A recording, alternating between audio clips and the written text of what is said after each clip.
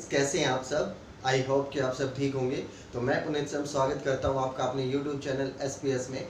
तो आज हम आपका इंतज़ार दूर करते हैं जो काफ़ी दिन से चलता आ रहा था, मीन्स डिफ्रेंशिएशन काफ़ी दिन से चलता आ रहा था। हमारा लंबा चैप्टर है, काफ़ी टाइप्स हैं उसके अंदर, तो हमने सभी टाइप्स एक एक करके उसको कंप्लीट किया। अब देखिए, हम आज बहुत ही इंटरेस्टिंग टॉपिक आपके लिए लेकर आ रहे हैं जो नेक्स्ट चैप्टर अपना है, डिफ्रेंशिएशन से ही रिलेटेड है वैसे तो, लेकिन काफ़ी इंटरेस्टिंग होने वाला है। इंटरेस्टिंग इसलिए क्योंकि इसमें हम एक रियलिटी से इसको कनेक्ट कर पाएंगे, क्योंकि हम इसमें जो रियल लाइफ एग्जांपल्स होते हैं उनसे इसको रिलेट कर पाएंगे, डिफरेंशिएशन को अच्छे से समझ पाएंगे। अभी तक हमने डिफरेंशिएशन को कैसे समझा, ओनली एक फंक्शन के तौर पे, कर्व का डिफरेंशिएशन, कर्व होती है या कुछ भी फंक्शन के तौर पे हमने इसको पढ़ा है। लेकिन अब हम इस चैप्टर में एप्लीकेशन बोला है ना, डेरिवेटिव की एप्लीकेशंस, मतलब इसका जनरली जो यूज होता है वो कैसे होता है उसको हम पढ़ेंगे इस चैप्टर में। तो बहुत ही इंटरेस्टिंग होने वाली है क्लास, क्योंकि जब भी स्टार्ट करते हैं तो हमें नई नई चीज़ें सीखने को मिलती हैं। तो देखिए, आज हम शुरू करने वाले हैं एक बहुत ही अच्छा चैप्टर।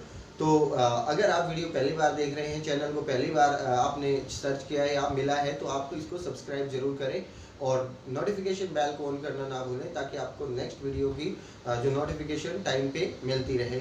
और अगर वीडियो पसंद आती है तो इसको लाइक जरूर कर दें। चलिए आज कुछ नया सीखते हैं। देखिए स्टूडेंट्स, एप्लीकेशन ऑफ डेरिवेटिव का यूज कहाँ होता है। मैंने जब डिफरेंशिएशन स्टार्ट करवाया तो आपको एक एग्जांपल दिया। एक एग्जांपल कैसे कि ग्लास हमारे पास पानी का भरा हुआ है, तो ग्लास के अंदर जो भी हमारे पास पानी है वो उसका वॉल्यूम कहलाता है। मीन्स कोई भी हो, अपने पास 3D जो ज्योमेट्री होती है उसमें जो उसका स्पेस होता है वो उसका वॉल्यूम कहलाता है। जैसे बलून के अंदर एयर है तो वो उसका वॉल्यूम कहलाता है। जैसे सर्कल का एरिया है तो एरिया, मतलब हमारे पास ये वेरिएबल चीज़ें हैं। जब एक चीज़, ये काफ़ी चीज़ों से रिलेटेड होते हैं एक दूसरे से। जैसे मैंने बोला था उस दिन, ग्लास के अंदर से अगर मैं लीकेज कर दूं तो उसमें पानी की वॉल्यूम जो है वो कम होती चली जाएगी। तो इट मीन्स चेंज हो रहा है वॉल्यूम में, लेकिन किसके साथ, दो वेरिएबल जरूर मिलेंगे, तीन भी मिल सकते हैं। अब देखिए, जो दो वेरिएबल होते थे means change in volume with respect to its radius या फिर टाइम के साथ साथ चेंज हो रहा था पानी। मीन्स जो ग्लास का पानी था वो टाइम के साथ साथ चेंज हो रहा था। तो चेंज इन, इसको हम क्या बोलते हैं, rate of change of volume, rate of change of volume के अंदर जो चेंज है with respect to time, means time के साथ साथ कितना चेंज हो रहा है वॉल्यूम में, वो हमने इससे नोट करवाया। अब ये आया कैसे था, फर्स्ट प्रिंसिपल में हमने पढ़ा था कि small change means del y, जब हम del y by del x कर रहे थे तो वाई का डिफरेंशिएशन एक्स के विद रिस्पेक्ट में, जब मैंने del x tends to 0 limit रखी थी तब जाके हमारे पास क्या बना था, dy बाई dx बना था। तो ये होता क्या है, dy बाई dx, ये होता है इंस्टेंट चेंज और ये होता है रेगुलर चेंज। मीन्स एक रेगुलर स्मॉल क्वांटिटी में चेंज हो रहा है। ये क्या पूछेगा कि एट द इंस्टेंट, उस टाइम पे चेंज बताइए जब हमें कोई वैल्यू दी जाए कि इस टाइम पे इसमें चेंज बताइए। अब जैसे ये बोल दिया जाए कि जब टाइम क्या हो, 3 सेकेंड हो, तो हमें बताइए चेंज कितना है। तो ये इंस्टेंट होता है अपने पास, इंस्टेंट चेंज, मतलब एक पॉइंट पे क्या चेंज होगा। अब ये क्या होता है, रेगुलर चेंज जो हो रहा है हमारा, small change in y with respect to small corresponding change in x।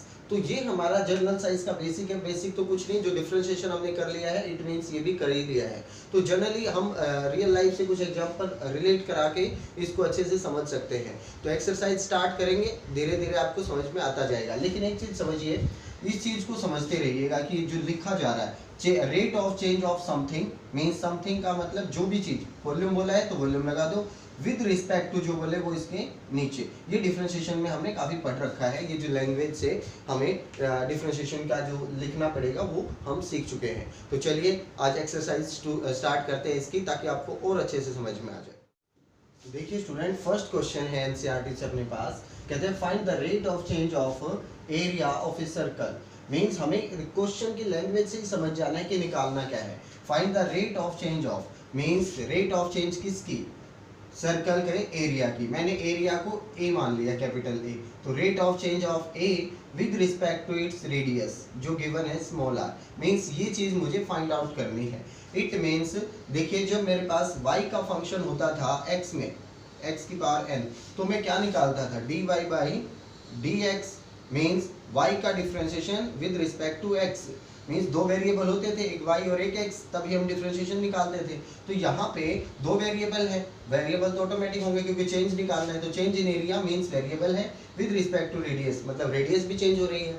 तो मुझे एरिया का चेंज चाहिए रेडियस के विद रिस्पेक्ट में, तो एरिया की इक्वेशन भी तो होनी चाहिए आर में। तो एरिया की इक्वेशन को हम अच्छे से जानते हैं, सर्कल का एरिया क्या होता है, पाई आर स्क्वायर। तो ये हमारे पास हम अच्छे से ऑलरेडी जानते हैं इसको। तो अब हम ये इजीली निकाल सकते हैं, differentiate with respect to R. अगर मैं इसका डिफरेंशिएशन करूं विद रिस्पेक्ट टू आर तो देखिए क्या आता है। तो dA बाई dt इधर ही लिख देते हैं। तो dA बाई dt देखिए क्या रहेगा अपने पास, पाई कांस्टेंट है और आर स्क्वायर का करेंगे तो 2 पावर आगे एंड आर का क्या रहेगा, dr बाई dr, क्योंकि r का क्या कर रहे हैं हम, r के विद रिस्पेक्ट कर रहे हैं, दैट इज इक्वल टू 1। तो अपने पास dA बाई dr क्या आ जाएगा, दैट इज 2 पाई r, ये चेंज आ जाएगा। लेकिन अब ये क्या आएगा, ध्यान से देखिएगा, यूनिट लगाना बहुत जरूरी है इसकी। एरिया चेंज हो रहा है, एरिया हमेशा क्या होता है स्क्वेयरिंग में, मींस सेंटीमीटर स्क्वायर या यूनिट स्क्वायर। इसमें कोई यूनिट यहाँ पे दे रखी है 3 सेंटीमीटर, तो इट मींस सेंटीमीटर स्क्वायर आएगा, सेंटीमीटर स्क्वायर पर सेंटीमीटर, क्योंकि अगर रेडियस सेंटीमीटर में है तो एरिया सेंटीमीटर स्क्वायर में होगा। मींस एरिया चेंज हो रहा है सेंटीमीटर स्क्वायर पर सेंटीमीटर, मतलब इतने सेंटीमीटर में, 1 सेंटीमीटर में इतना एरिया चेंज हो जाएगा। तो ये हमारे पास यूनिट से हम काफ़ी कुछ समझ सकते हैं कि यूनिट जो लगा रहे हैं। अब ध्यान से देखिए, उसने आगे बोला है, यहाँ तक तो अपना क्वेश्चन हो चुका है। उसने बोला था find the rate of change of area, हमने निकाल दिया रेट ऑफ चेंज ऑफ, ये है रेट। लेकिन how fast is the area change with respect to its radius when radius is 3 centimetre. अब अगर रेडियस 3 सेंटीमीटर दे रखिए तब एरिया कितना होगा। तो देखिए dA बाई dr हमारे पास कब, जब r कितना हो, 3 हो।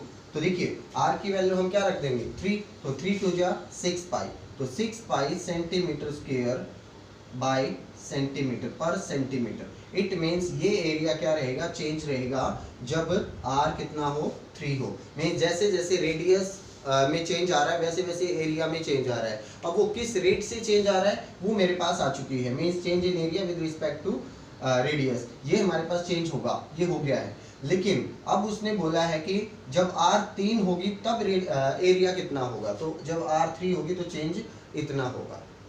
तो इसके अकॉर्डिंग हम इसी टाइप के क्वेश्चन हमें मिलेंगे, तो हमें देखना है, लैंग्वेज से ही समझना है कि क्वेश्चन में करना क्या है। तो चलिए नेक्स्ट क्वेश्चन है अपने पास, कहता है the volume of A cube is increasing at the rate of 9 centimetre cubic पर second.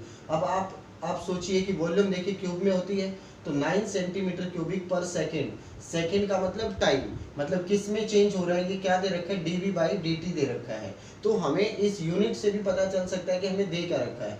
How fast is the surface area increasing, means हमें चेक करना है कि कितना एरिया, सरफेस एरिया कितना इंक्रीज होगा when the length of an edge, edge का मतलब होता है किनारा, तो क्यूब का किनारा जब क्या हो, 10 सेंटीमीटर का हो। तो इट मीन्स जब क्यूब के बारे में हम अच्छे से जानते हैं। तो चलिए इस क्वेश्चन को देखिए स्टूडेंट, क्वेश्चन का सॉल्यूशन कैसे होगा। इसने कहा है the volume of A cube is increasing at the rate of this one, means पहले तो हमें जो भी चीज़ें दे रखी हैं वो इसमें लेट कर लेनी है, क्योंकि इसमें कुछ दिया हुआ नहीं है कि ए वी से क्या हम नोट करते हैं। मैंने इसको नोट कर लिया, A V and S, B the edge means उसकी साइड्स या किनारा बोल सकते हैं, वी वॉल्यूम एंड एस क्या होगा, surface area of the given cube. जिस क्यूब के बारे में बात कर रहे हैं उसकी सारी चीज़ें हमने लेट कर ली हैं ताकि हम लिखें तो हमें कन्फ्यूजन ना हो। तो देखिए now it is given that, हमें दिया हुआ है चेंज इन वॉल्यूम, वॉल्यूम के अंदर चेंज है, लेकिन अब ये नहीं बताया किसके विद रिस्पेक्ट में, ये हमें कहाँ से पता चलेगा, इसकी यूनिट से। वॉल्यूम के अंदर चेंज है with respect to second, second होता है टाइम, तो टाइम के अंदर चेंज, मैंने dt लिखा, देखिए dV बाई dt क्या है, 9 सेंटीमीटर क्यूबिक पर second, that is equation first, मैंने इसको लेट कर लिया है। देखिए अब हमें निकालना क्या है, हमें निकालना है चेंज इन सरफेस एरिया। अब चेंज इन सरफेस एरिया लिख दिया और कुछ नहीं बताया, तो इट मीन्स ये भी हमें टाइम के रिस्पेक्ट ही निकालना है कि जैसे जैसे वॉल्यूम में चेंज हो रहा है उसी के हिसाब से सरफेस एरिया में क्या चेंज होगा।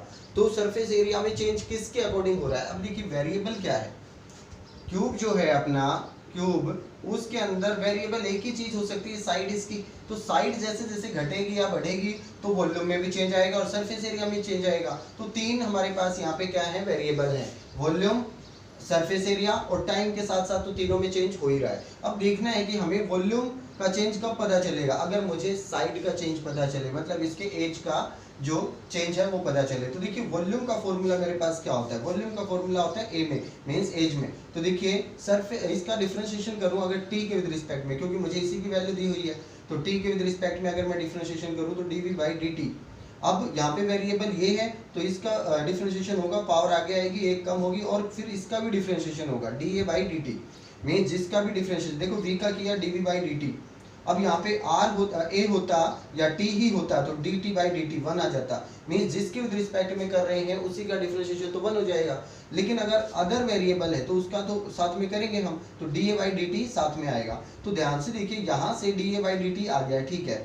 अब मैं अगर सरफेस एरिया का निकालने बैठूं, क्योंकि वॉल्यूम का तो हमें कोई जरूरत ही नहीं दे रखा है, सरफेस एरिया का निकालना है। सरफेस एरिया ये होता है 6 स्क्वायर, इसका डिफरेंशिएशन अगर मैं टी के विद रिस्पेक्ट करूं तो देखिए क्या आता है, पावर आगे आएगी 12a और फिर D A by D T. अभी इस D A by D T, देखो ये मुझे फाइंड आउट करना था, अगर D A by D T मेरे पास आ जाए तो ये तो निकल ही चुका है जो हमें फाइंड आउट करना है। तो मुझे जरूरत किसकी है, D A by D T की, और वो D A by D T मुझे कहाँ से दिख रहा है, इस इक्वेशन से मुझे दिख रहा है वो। तो सेकंड इक्वेशन का और फर्स्ट इक्वेशन का इस्तेमाल करके देखो इसकी वैल्यू हम यहाँ रख देंगे। तो देखिए फर्स्ट और सेकंड का यूज करके मैंने, देखिए ये थी और इसकी वैल्यू क्या दे रखी है 9, तो मैंने 9 रखा, तो D A by D T की वैल्यू क्या आई 3 बाई ए स्क्वायर, इसको मैंने बनाया फोर्थ इक्वेशन। अब ध्यान से देखिए d A by D T की जरूरत मुझे यहाँ है, तो थर्ड और फोर्थ इक्वेशन का इस्तेमाल करके मैंने इसकी वैल्यू को रिप्लेस कर दिया है 3 बाई ए स्क्वायर से। तो 3 बाई ए स्क्वायर मैंने इसमें रखा तो ए से ए कैंसिल हो गया, 36 बाई ए सेंटीमीटर स्क्वायर पर सेकेंड। अब ये यूनिट मैंने कैसे लगाई, सेंटीमीटर स्क्वायर, एरिया किस में होता है सेंटीमीटर स्क्वायर में, और पर यूनिट मीन्स जो भी वेरिएबल दे रखा है टाइम, तो टाइम हो जाएगा सेकेंड। तो देखिए ये चेंज आया हमारे पास सरफेस एरिया में, लेकिन ये चेंज कब पूछा उसने, जब एज कितना हो 10 सेंटीमीटर, तो मुझे ए की वैल्यू क्या रख देनी है 10 सेंटीमीटर, जब ए कितना हो 10, तो 10 रखते ही 3.6 सेंटीमीटर पर सेकेंड इसमें चेंज आ जाएगा। तो इस तरीके से हम क्वेश्चन को करेंगे। क्वेश्चन की लैंग्वेज को अगर हम अच्छे से समझ जाते हैं तो क्वेश्चन में कुछ भी नहीं है, बिल्कुल नॉर्मली हम क्वेश्चन को प्रैक्टिकली समझेंगे कि इसमें है क्या और पूछा क्या है। जो दिया हुआ है वो लिखो, जो पूछा गया है वो लिखो, अपने आप आपको क्लैरिटी हो जाएगी कि क्या इसमें फाइंड आउट करना पड़ेगा और कैसे क्वेश्चन होगा। तो चलिए कुछ और स्टूडेंट्स, नेक्स्ट क्वेश्चन है फिफ्थ क्वेश्चन। थर्ड और फोर्थ क्वेश्चन बिल्कुल डिट्टो फर्स्ट और सेकंड की तरह है, तो वो आप कर पाएंगे नॉर्मल क्वेश्चन। तो देखिए फिफ्थ क्वेश्चन है अपने पास, थोड़ा सा ये भी नॉर्मल ही है वैसे, समझने का थोड़ा सा। देखिए stone is dropped into A quite lake, lake means झील जो होती है हमारी, झील में पानी बिल्कुल शांत है, तो उसके अंदर अगर हम पत्थर छोड़ते हैं तो ओबियसली आपने देखा होगा कि सर्कुलर वेव निकलती हैं। तो जो सर्कुलर वेव निकलती है वो सर्कल पहले छोटा होता है फिर बढ़ता चला जाता है, तो उसकी स्पीड दे रखी है हमें। जो हमारा वेव जो है wave moves in a circle at the speed of 4 centimetre पर सेकेंड। मीन सर्कल, अगर देखो सर्कल बढ़ रहा है तो हमें क्या बोलना चाहिए था कि उसका अगर एरिया बढ़ता तो हमें सेंटीमीटर स्क्वायर पर सेकंड बोलना चाहिए था, लेकिन ये क्या बोल रहा है 4 सेंटीमीटर पर सेकंड। इट मीन्स उसकी जो रेडियस है वो बढ़ती जा रही है, रेडियस ही बढ़ रही है ना, जैसे जैसे सर्कल बढ़ेगा उसकी रेडियस बढ़ रही है, तो रेडियस का चेंजमेंट हमें दे रखा है। तो हम लिख देंगे लैंग्वेज, आप मैंने पिछले क्वेश्चन में आपको लिख के बता दिया, मैं अभी डायरेक्ट आपको समझा रहा हूँ। देखिए change in radius with respect to second दे रखा है, तो टाइम हम लिखेंगे इसको, तो कितना दे रखा है 4 सेंटीमीटर पर सेकेंड, ये हमें गिवन है। तो देख ध्यान से देखिए आगे क्या बोलता है, at the instant when the radius of the circular wave is 10, means radius को बाद में रखना है। कहता है how fast is the area increasing, change in area निकालना है, वही क्वेश्चन है अपने पास विद रिस्पेक्ट टू टाइम। अब चेंज इन एरिया मुझे निकालना है with respect to time, d r by D t हमें गिवन है, तो मैं एरिया का फॉर्मूला लिखूंगा पाई आर स्क्वायर, ये होता है। अब मुझे टी के विद रिस्पेक्ट में निकालना है, तो डिफरेंशिएट विद रिस्पेक्ट टू